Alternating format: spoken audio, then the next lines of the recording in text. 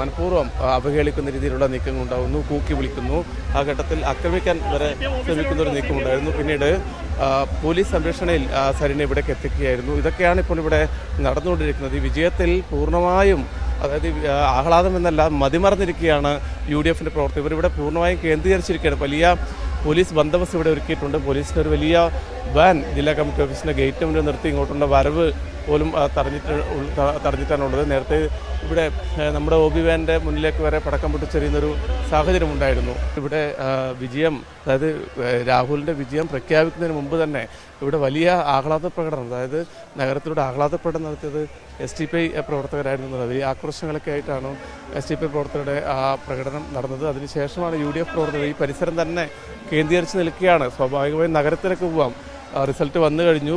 ഈ വോട്ടെണ്ണൽ കേന്ദ്രം പ്രദേശം ഒഴിവാക്കി പോകുന്നതിന് പകരം CPM ജില്ലാ കമ്മിറ്റി ഓഫീസിൻ്റെ പരിസരം കേന്ദ്രീകരിച്ചുകൊണ്ട് മനഃപൂർവ്വമുള്ളൊരു സംഘർഷത്തിന് ഒരുങ്ങുന്ന രീതിയിലേക്ക് ആൾക്കാർ UDF പ്രവർത്തകർ സംഘടിച്ച് എത്തുകയാണ്.